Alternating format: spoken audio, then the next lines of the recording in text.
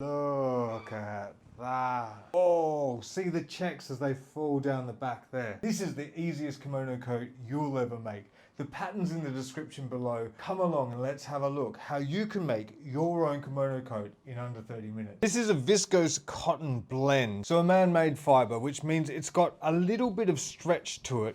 But why I bought it was this drape. So first of all, amazing pattern, which we've seen, but it's got the drape and it's quite heavy and bouncy. Can you see that? It's really cool. It's got a little bit of give to it, a little bit of stretch, only a little bit. And also it is huge. It is extremely wide fabric, this. This is 160 centimeters. That's 64 inches. It is gargantuan. And so I wanted to get something really wide and then talk about what you can do with this pattern to make the sleeves even more dramatic. And that's what we're going to do with this pattern. But I'm going to make the actual coat a bit smaller. In the last video that I did, we made the coat and it was really large. I used the entire bit of fabric and just with short sleeves. This time I'm going to have longer sleeves, but the kimono coat itself will have a smaller circumference around the body. If you can find something like this, you can obviously make a really great kimono coat to fit a far larger size.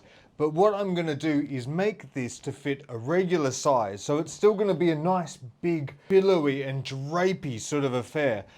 But we're going to play with the sleeves and make them longer and more gracious. And I've got my mannequin here with arms and she's going to be able to show us just how lovely the sleeves are. But this is such a simple pattern. It's such an easy thing to sew and it's so quick. I think it's going to look fantastic. First things first, I have 2.7 meters of this fabric, which is just a scooch under 3 yards of fabric. Fold the entire piece of fabric in half along the selvage. Bring both your selvages together. So we've folded it into quarters. In the pattern, there is this template, which is on screen now. You come down 2 inches or 5 centimeters, come across 4 inches or 10 centimeters, and then you join these two up. But so make sure it's nice and straight there, and then you curve it up. And there's a template in the pattern. You can also just use anything round that's around your house to sort of make this curve. And you just make a lovely curve around there. And we cut that out through all 4 layers. So you end up with a piece like that. I've turned my fabric upside down now, so the neck is up here. And I'm now going to work on the selvages. So see here, the edge of the fabric, and I'm going to measure down to find my sleeve. Now that is 20 inches or 50 centimeters for the sleeve. So I'm measuring 50 centimeters or 20 inches down to here. And now I'm also going to go in by 50 centimeters or 20 inches. And now I measure that all the way down the fabric, 50 centimeters, 20 inches, all the way down to the end of the fabric. And then cut this out.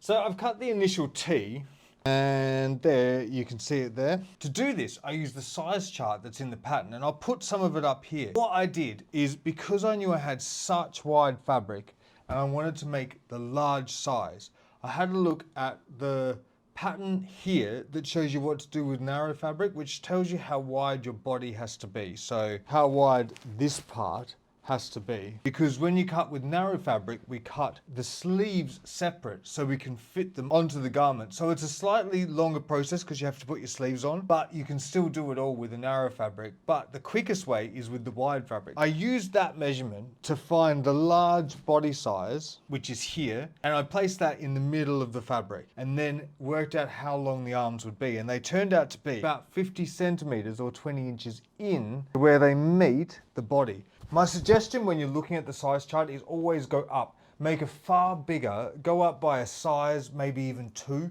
The whole point of this is for it to drape, for it to fall on you. So always go bigger with this.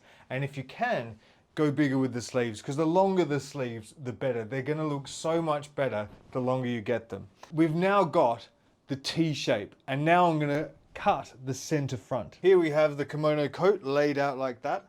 And I know that the center front is here because I marked it when I was doing the collar, but that's easy to find if you need to. You just fold it back in half again. So this is the center front. And what I want to do is open up the center front. And in this case, I've got 3 different ways of doing it in the pattern. One way is, I'll show you with a ruler, is we come just straight down the front, all the way to the bottom with a big diagonal. If you do it this way, you get a little bit more room as you head down, so over the hips in particular, and the hem will be longer. The other way is we come down to this level where it meets up with the sleeves, and then we go diagonal and then straight. That gives you a lot more room when you come over your hips. It's a bit of a boxier fit, but it looks good and it covers a lot more sizes as well. This time, I'm going to go just straight. This is the shoulder line along here, and I'm just going to cut straight. And the best thing about a check fabric is it's shown me exactly where to cut. I don't even need to measure or anything like that. But I'm going to cut straight down this line here and this line here. This gives the best drape because the hem is flat and it doesn't extend at the bottom and become diagonal. And because we haven't come diagonally into the center front here, it means that it will fall down over your shoulders and over your chest in a much better way. It won't sort of wrap around as much and it won't become as boxy under the arms or in the fit. So you see we fold it the other way. So we've got, there's the center front, there's the center back, and this is the sleeves coming out here, and this is the shoulder. So I've folded it the other way. I'll put up the diagram to show you that it is a different way to how we've had it folded. And that's how you find your exact center front down here. So however you're cutting it, whether you're cutting across first and then down, or straight down but on a diagonal, or completely straight down, this is the position you want to get it into so you can cut through both layers at once and minimize the amount of cutting you have to do.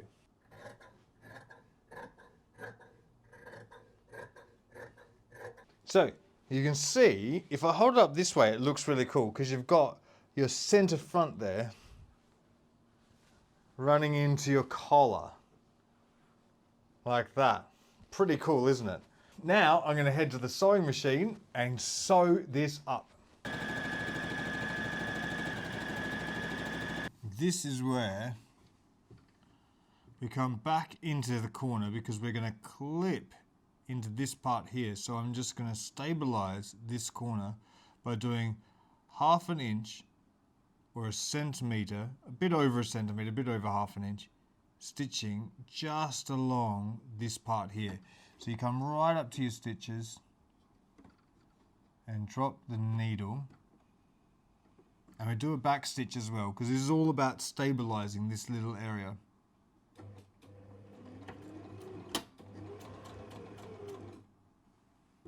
And turn on the corner.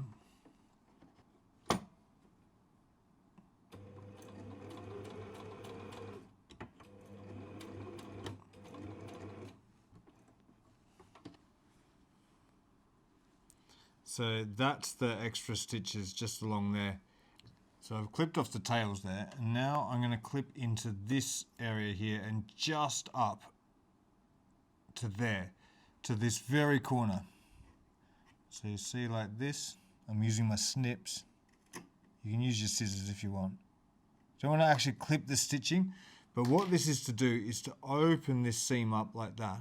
Now we can go ahead and finish the seam, so whether you're overlocking or overcasting, binding, whatever you want to do, you can finish it now.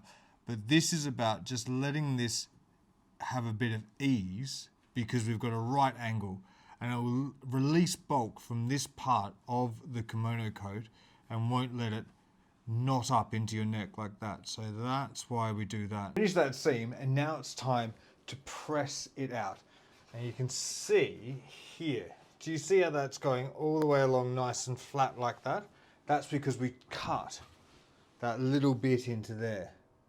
So what I'm going to do is press it as you would any normal seam, but then I'm really going to work in on this corner here so it becomes extremely agile and can move all different ways.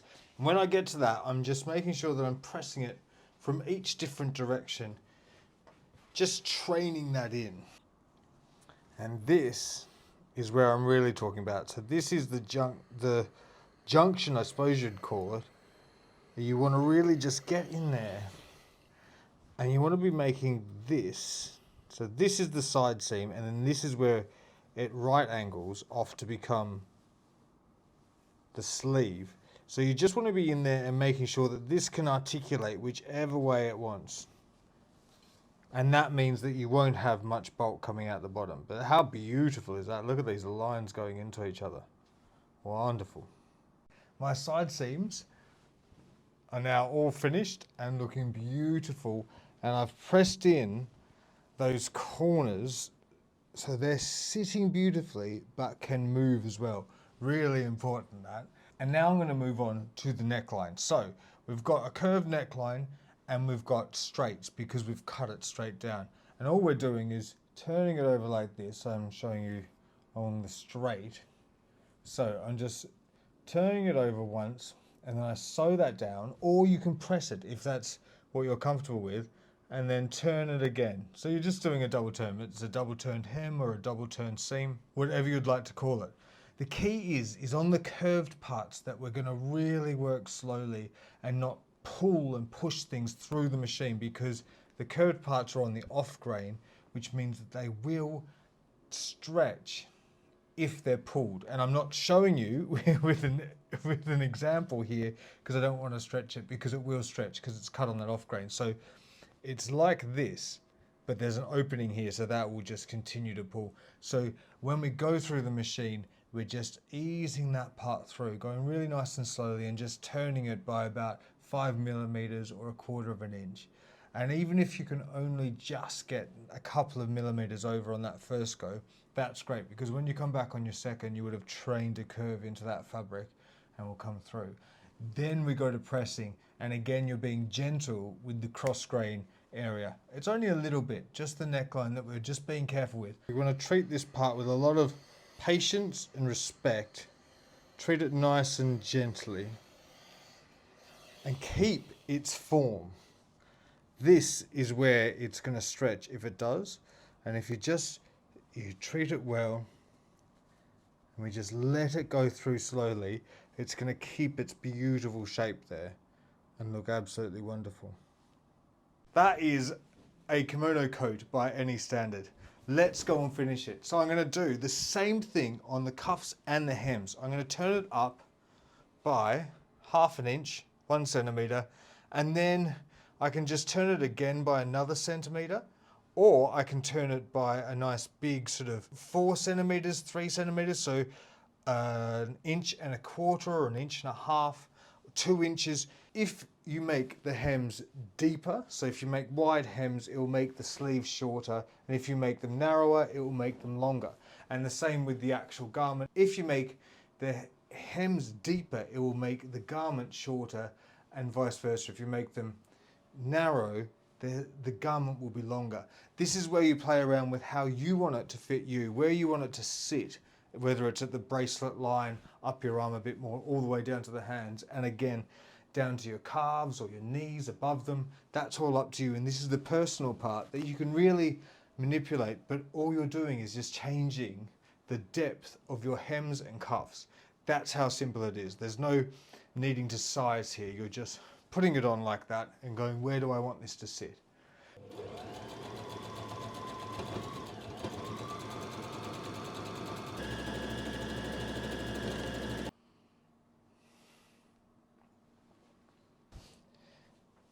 All done. 30 minutes. Shall I put it on the mannequin? Let's have a look. Oh, now, hey, that is stunning. Look at that check. Isn't it absolutely beautiful? Oh, it looks great from behind as well. Hang on, let me show you this. Look at that as it falls back there, and you can see these huge sleeves. Look how big they are. See how far out they come. There it is. Isn't that absolutely beautiful? With these huge dramatic sleeves. I've made a 3-pack of patterns. They're in the description below. Each one is a 30-minute pattern just like this. Super easy, perfect for beginners, so much fun for advanced sewers. you can get them right now and completely change your wardrobe in under 30 minutes for each garment. Plus, each pattern has a companion video on this channel. So grab your patterns, come along and let's make some beautiful Japanese inspired outfits. You can see also how long it is. We used almost 3 yards, 270 centimeters or 2.7 meters of fabric. So this goes over and comes down to about 120 centimeters, about 4 feet from the shoulder once we've turned up the hems. And then the fabric itself was 64 inches wide, and this is actually the width of it minus the 2 cuff allowances. So it's about as wide as 60-inch fabric. So it's 150 centimeters across. This is very wide. That's why it's come all the way down to her arms. But if I just move her across, you can see the impact that has, how incredible this is. So usually they'd be about 30 centimeters. So they'd be about to here, which is absolutely gorgeous. And when they fall down, it looks beautiful.